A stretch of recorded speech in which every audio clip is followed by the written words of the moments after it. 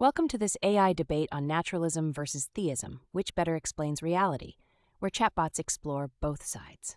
We'll begin with opening statements from naturalism and theism.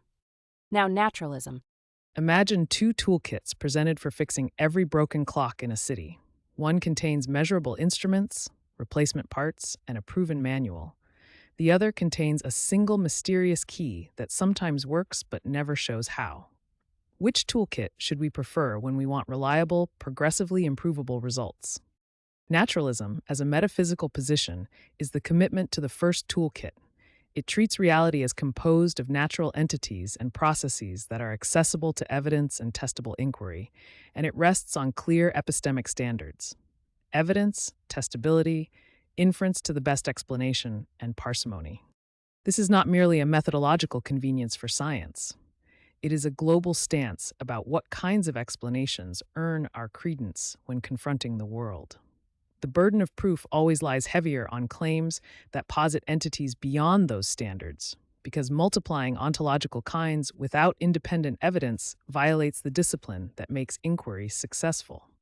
The history of our investigation into the cosmos displays that success vividly.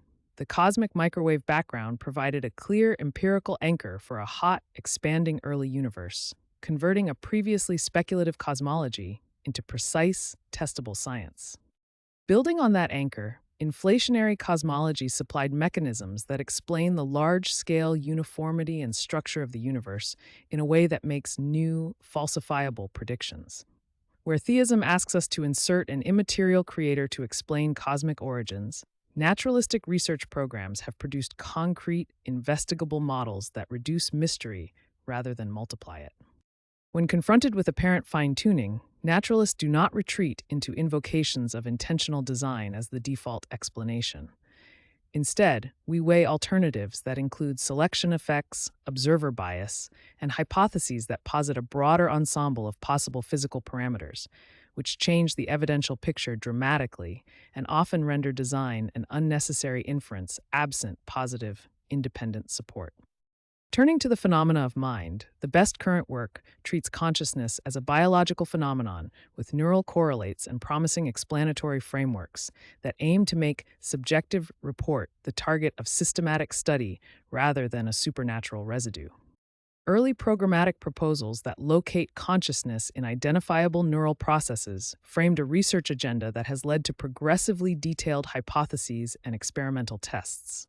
Contemporary formal proposals like integrated information theories provide mathematically precise ways to ask whether and how certain physical systems can instantiate conscious states and so convert the hard problem into a tractable research program rather than a metaphysical impasse.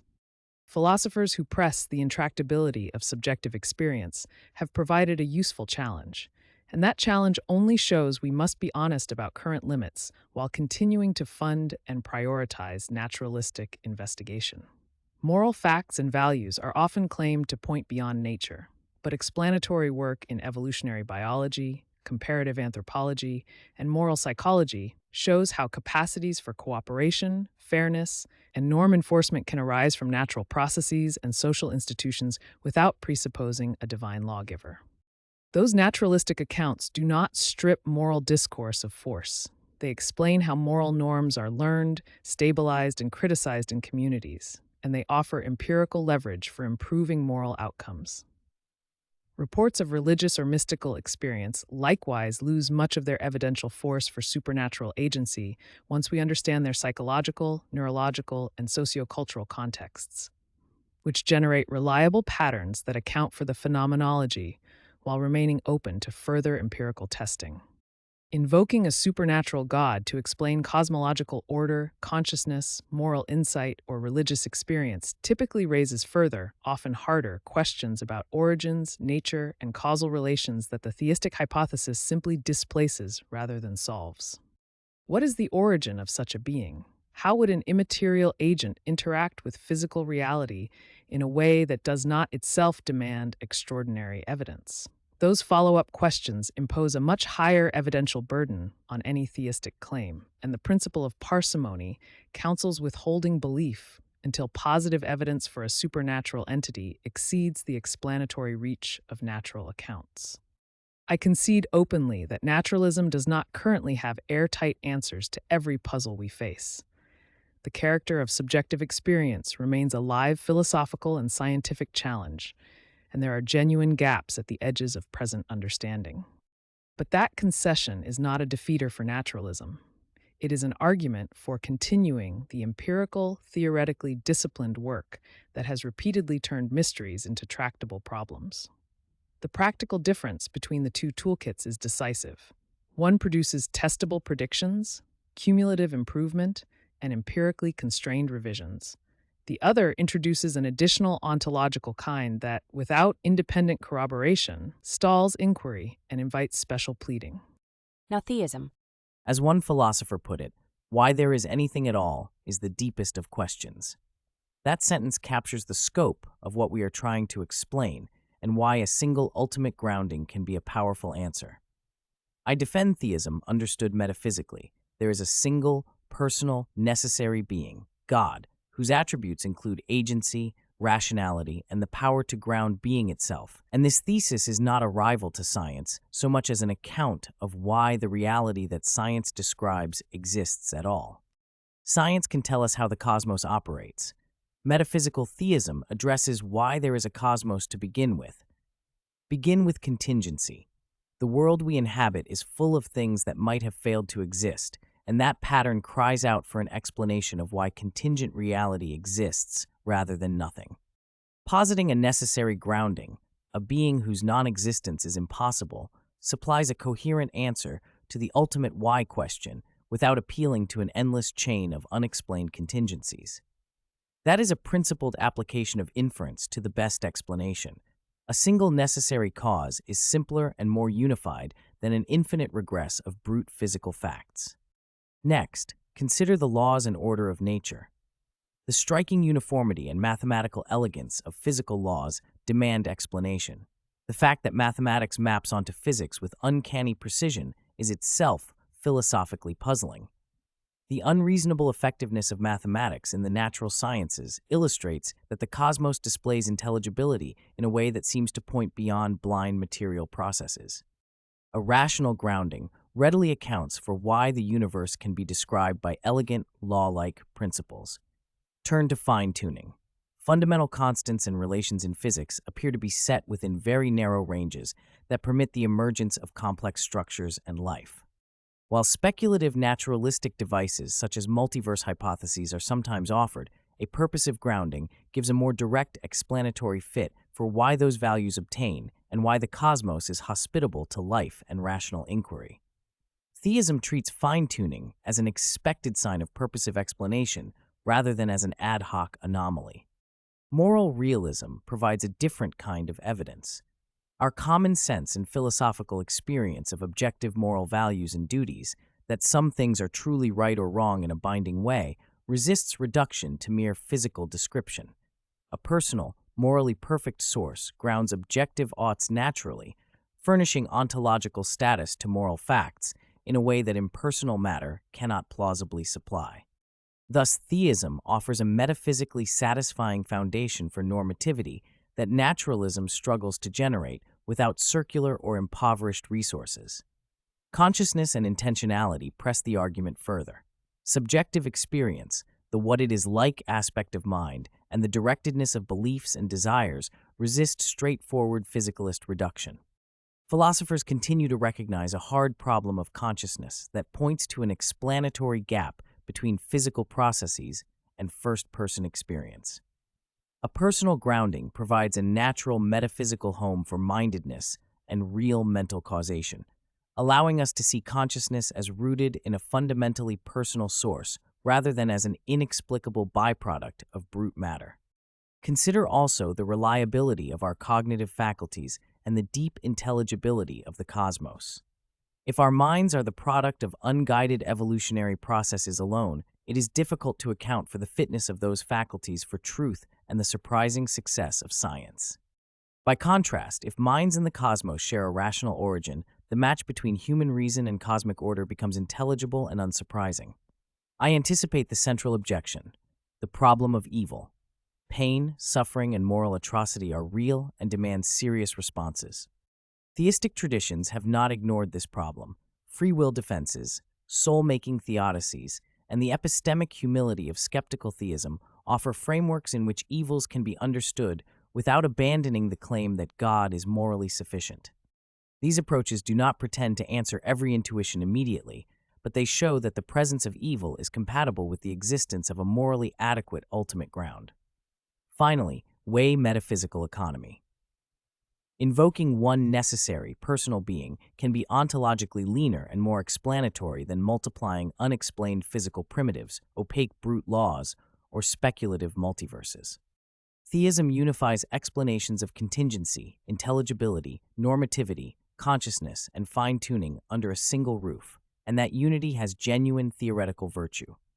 In sum, theism offers a coherent, parsimonious, and broadly explanatory framework for the deepest features of reality: why there is something rather than nothing, why the world is mathematically intelligible, why physical parameters appear fine-tuned, why objective moral values bind us, and why conscious minds exist.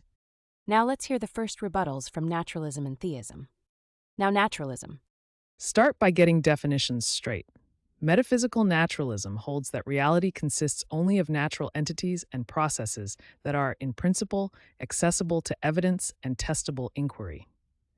This is distinct from methodological naturalism, which is simply the disciplined rules scientists use to limit explanations to natural causes.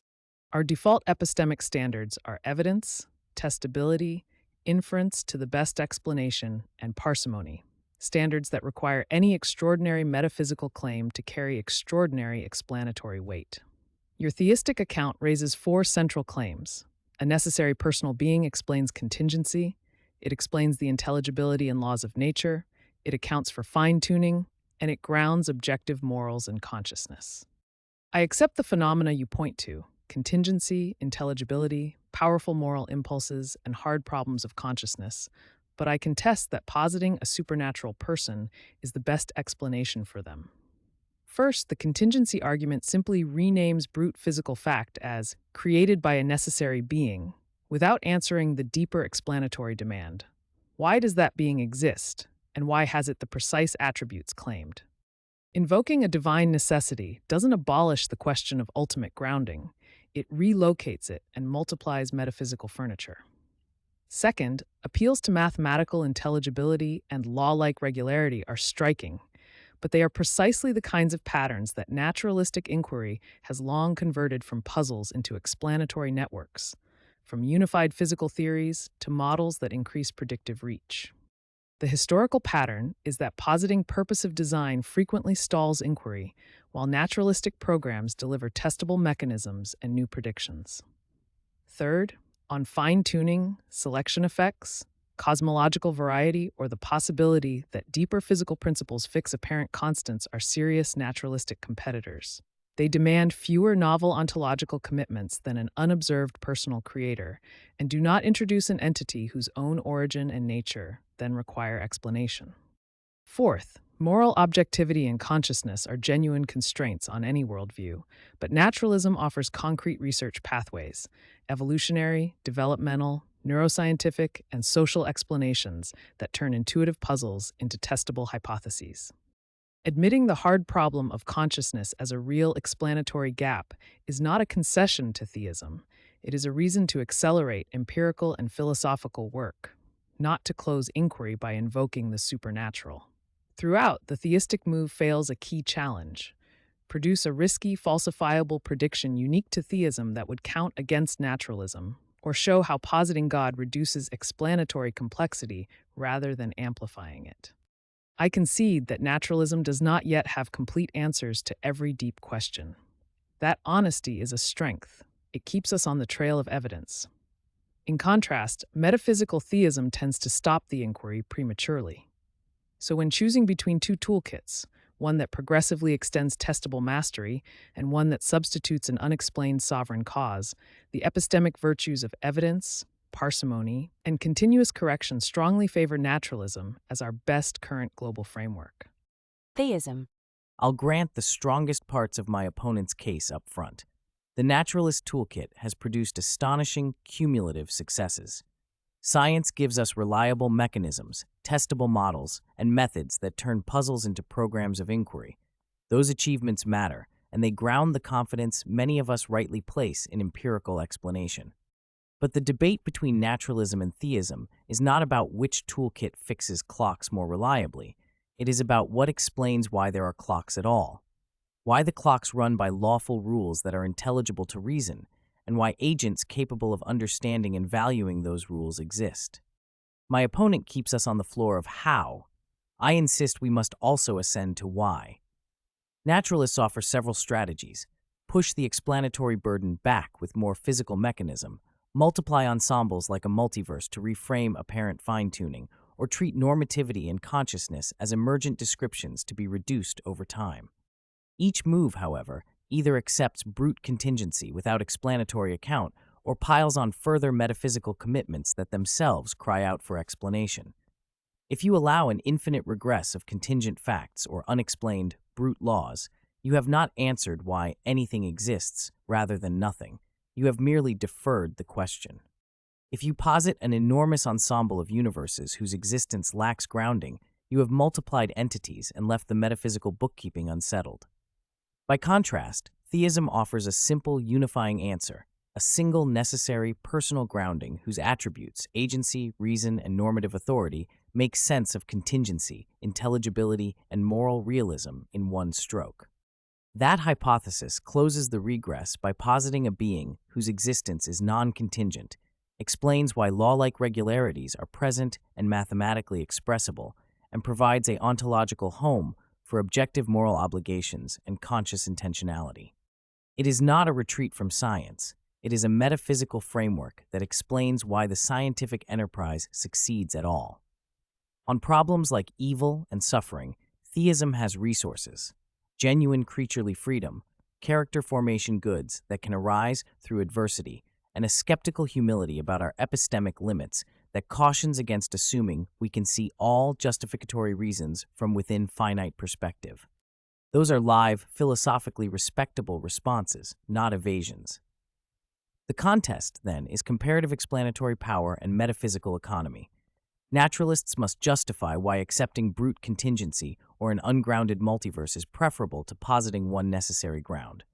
If they cannot show how impersonal matter yields irreducible normativity and conscious subjectivity without ad hoc supplementation, theism remains the better unifying explanation.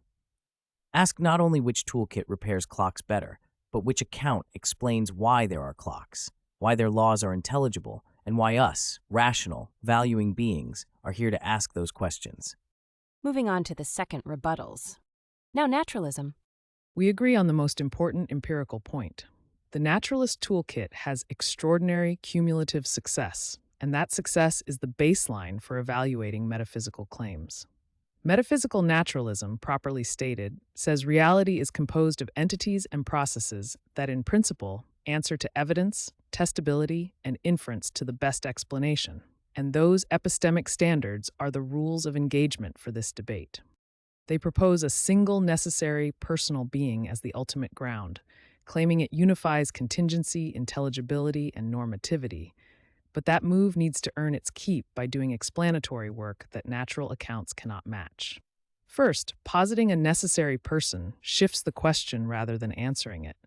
Why does that being exist with the precise attributes required, and by what mechanism does an immaterial agent bring about law-like regularities without itself requiring explanation? Second, parsimony is not a rhetorical flourish. It is a practical constraint on inquiry, adding a new metaphysical category when we already have fertile research programs that generate testable hypotheses must produce independent explanatory payoffs. Third, history matters. Appeals to design repeatedly stalled investigation while naturalistic research delivered mechanisms that unify and predict, and one should prefer the framework that reliably extends mastery rather than one that halts it.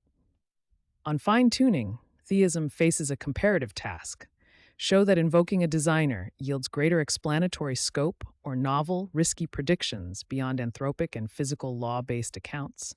Otherwise, the designer is an ad hoc addition. On consciousness and normativity, I concede the grip of the hard problem and the force of our intuitive moral experience. But concede is not capitulation. It is a methodological invitation to intensify empirical and conceptual work into neural, developmental, and social mechanisms that render these phenomena intelligible without supernatural postulates. If they claim that only a personal ground can account for normativity, they must explain how an eternal mind avoids the same metaphysical puzzlement they criticize in brute contingency. What fixes that mind's nature, reasons, or moral content without smuggling in explanation by fiat? The theistic framework offers unity in words, but unity is worthless if it introduces an opaque explainans that cannot be interrogated, tested, or potentially falsified. So press this practical challenge. Produce a risky prediction, an observable consequence, or a principled counterexample that would count clearly against naturalism and in favor of theism. If they cannot, then the responsible epistemic stance is to favor the framework that advances testable inquiry, minimizes gratuitous ontology, and has a track record of converting mysteries into mechanisms. I will close by tightening that choice. Naturalism is not dogmatic materialism, but a commitment to tools that extend knowledge.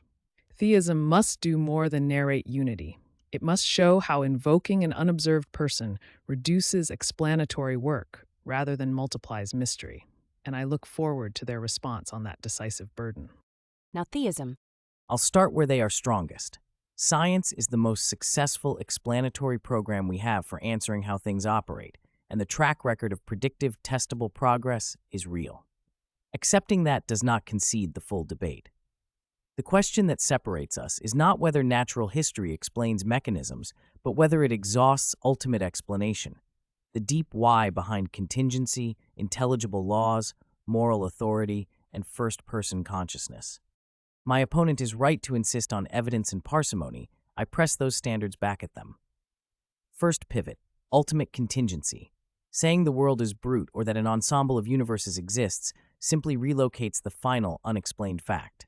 Do we prefer one unexplained brute, an ontologically opaque substratum, or a raw multiverse of billions of unobservable worlds, or a principled account that collapses the regress by positing a single necessary ground whose existence is non-contingent?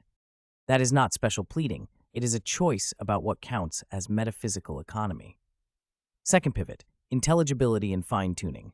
Science models law-like regularities exquisitely, but why are those regularities mathematically expressible, and why can rational creatures grasp them?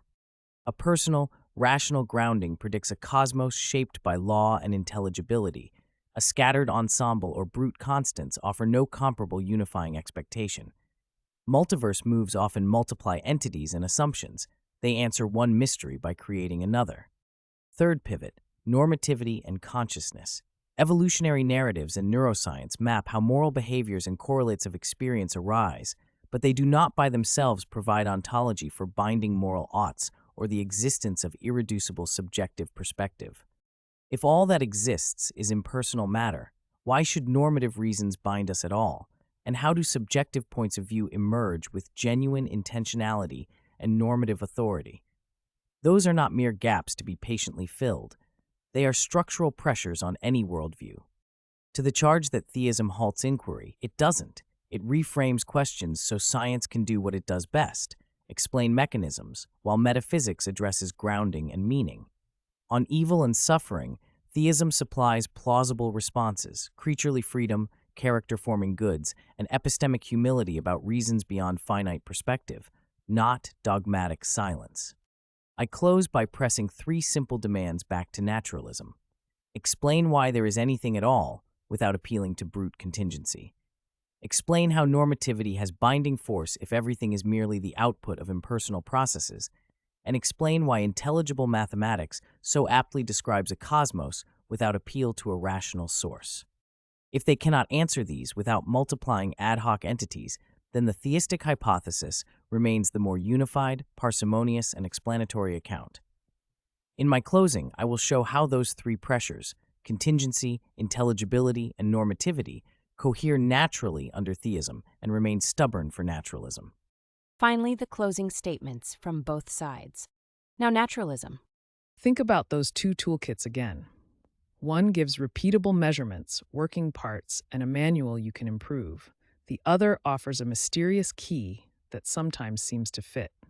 Throughout this debate, I've held up metaphysical naturalism as the toolkit that actually works, a commitment that reality is made of natural entities and processes accessible to evidence, distinct from the methodological rule scientists use to do their job.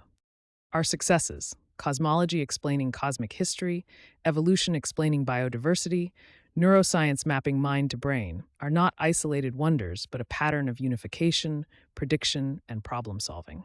My opponent asked why there is anything at all, why consciousness or morality seems so deep. Naturalism admits hard questions.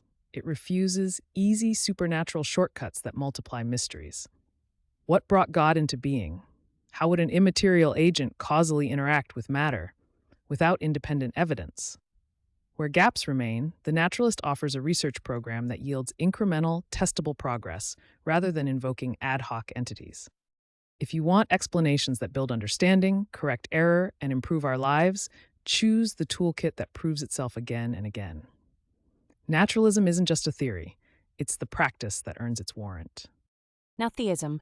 When I say theism, I mean a single personal, necessary being, God, whose agency, rationality, and grounding power make sense of why there is anything at all, why laws behave as they do, why the world is intelligible, why minds have intentionality, and why objective moral obligations bind us. That is not a rival to science. It is an answer to the ultimate why questions.